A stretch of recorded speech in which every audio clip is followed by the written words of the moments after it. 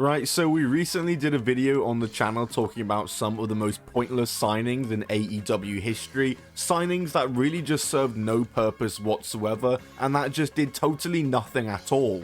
Just genuine signings that serve no purpose and you can look back on and probably forget they even happened. So today I thought I'd come back and talk about even more pointless AEW signings because there's plenty more I could have named in that first video, so why not do a follow-up vid to talk about even more. So like and subscribe and comment down below who you think was the most pointless AEW signing in history as we talk about the first one, that being CJ Perry. No, CJ Perry is not the long-lost sibling of Jack Perry, but rather it's the real name of the former Lana in WWE. You probably remember Lana from her time in WWE from 2013 to 2021, where she was billed as the Ravishing Russian, and she was the manager and valet of Rusev, and she was very good in her role as a manager, good on the mic, and was good with Rusev. They had a really cool alliance there. However, they did put her in the ring at one point, and she did start to become an active wrestler, and though she wasn't bad, I think we can all agree that her better role was as a manager for Rusev. She was released from the WWE on June 2nd, 2021, and this was following a couple of years previous of some just absolutely wild storylines like the one with Bobby Lashley, and when Nia Jax kept putting her through the table every week, and when she was the sole survivor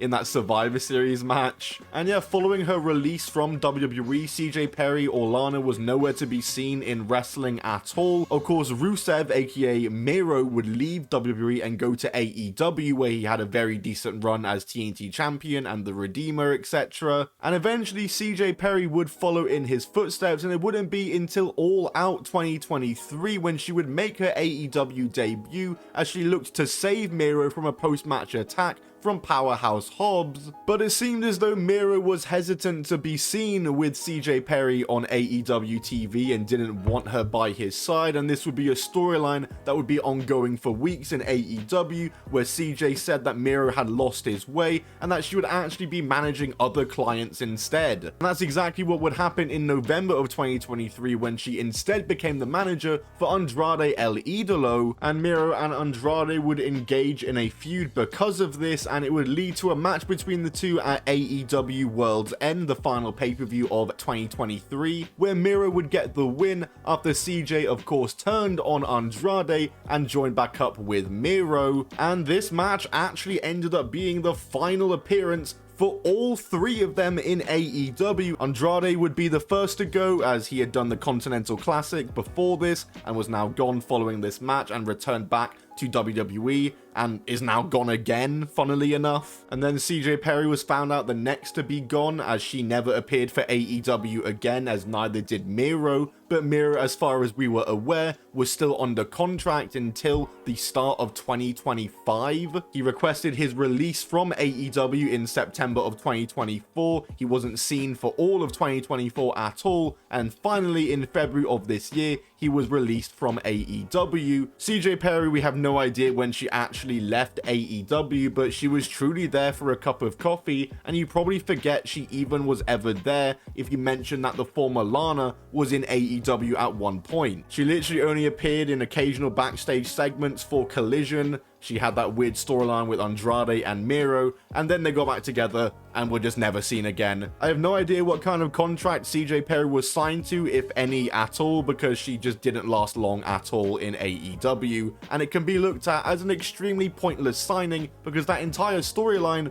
was just done for nothing because all three of them left. And speaking of Andrade, our next signings that were considered very pointless for AEW on this list were actually the managers of Andrade, those being Vickie Gurrerro and Chavo Gurrerro. And as Vickie Gurrerro first started appearing for AEW at the end of 2019 as she was a guest commentator on certain shows, and in 2020 she became the manager for Nyla Rose in AEW, which was a move I thought was kind of pointless from the very start because Nyla Rose was pretty decent on the mic and didn't need a manager, and Vickie was more or less just doing the same shtick that she's always done. I guess the alliance was fine between her and Nyla Rose, but like I said, I thought it was pretty pointless and not needed, and it didn't last a super long amount of time, with Vickie Gurrerro and Nyla mostly being relegated to Dark and Dark Elevation. And then in June of 2021, she was the one to introduce Andrade El Idolo to AEW, as she was his manager now. However, this alliance literally didn't last long at all. It only lasted a month, as the very next month it was revealed, no wait,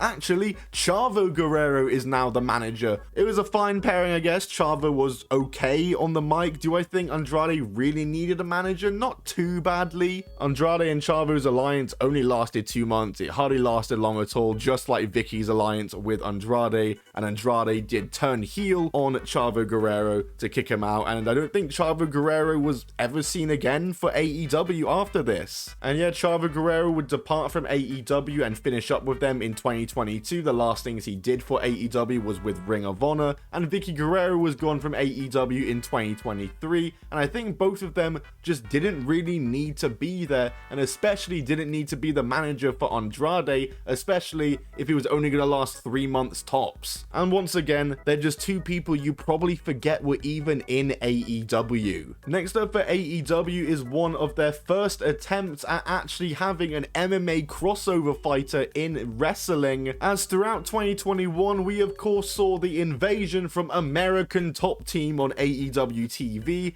as they just had the absolute worst feud of all time with Chris Jericho and his Inner Circle stable. We saw MMA fighters like Jorge Masvidal, Junior Dos Santos, Andrei Arlovski, and of course Paige VanZant as part of American Top Team. And while a few of them had a one-off match, no one actually looked to pursue a career in wrestling in AEW other than Paige VanZant, who actually was signed to AEW and was all elite. In February of 2022, Dan Lambert and Brandy Rhodes were feuding. Yes, that's a real sentence I just said, and Paige VanZant was actually introduced to attack Brandy Rhodes, and this match was meant to happen between the two. However, Cody and Brandy would soon after leave the promotion, so this angle had to be dropped. Herself and Dan Lambert would then find themselves aligned with Scorpio Sky and Ethan Page, the Men of the Year, as they would get into a feud with Sammy Guevara and Ty Conti, as they helped Scorpio Sky to win the TNT Championship off Sammy Guevara. And a match was scheduled for Double or Nothing with a trios match, as Ethan Page and Scorpio Sky would team with Paige VanZant to take on Ty Conti, Sammy Guevara, and Scorpio Sky's former teammate Frankie Kazarian in one of the most random matches in AEW history, and again,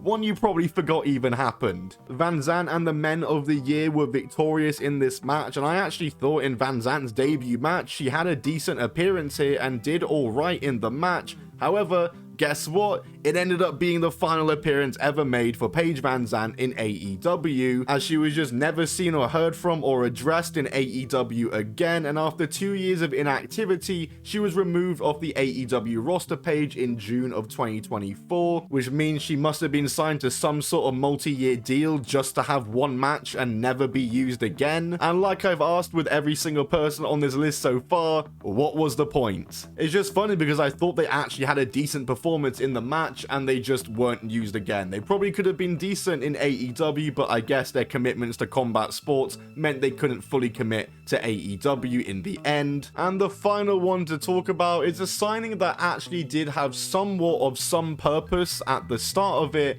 but afterwards was just absolutely meaningless and didn't need to happen at all. I am talking about Ric Flair in AEW. So on the October 25th, 2023 episode of AEW Dynamite, Ric Flair would appear and make his debut for AEW as he had a gift for Sting. Like, that was literally the segment. The segment was that Tony Khan has a gift for Sting, and it was just Ric Flair. And sure enough, it was announced that Ric Flair was all elite and had signed a multi-year deal with AEW. And yeah, this didn't go down well with AEW fans whatsoever. 2023 was a very turbulent year for AEW, and I think the last thing they needed was Ric Flair being signed. Again, what was the point? It felt like a setback, and all he was really there to do was to accompany Sting, but they didn't need to do that all the time. They only needed to do it the one time and not every week.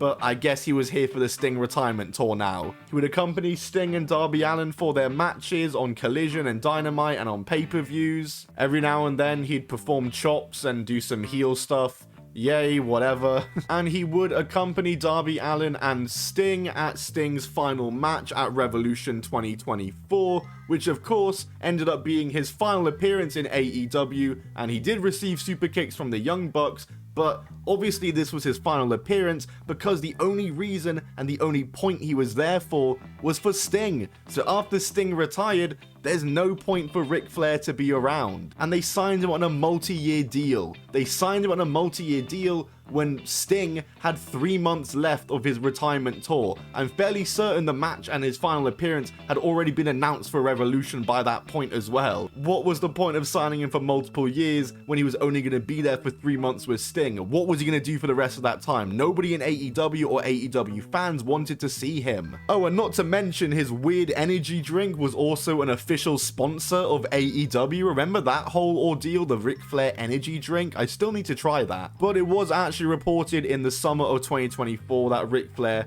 had parted ways with AEW, whether he was released from contract early or he just wasn't actually on a multi-year deal. Who knows, but it was the right call for sure. Ric Flair is someone who was not needed in AEW. Sure, it was nice to have him for the Sting stuff, but you didn't need to have him there on a full-time contract, did you? No. But yeah, that's about all I can think of for today. If you guys can think of any other AEW signings that were just totally pointless, leave them down below in the comments and like this video if you did enjoy it. I'll see you all in the next one. Subscribe, notifications on so you don't miss it. Goodbye and keep on rolling.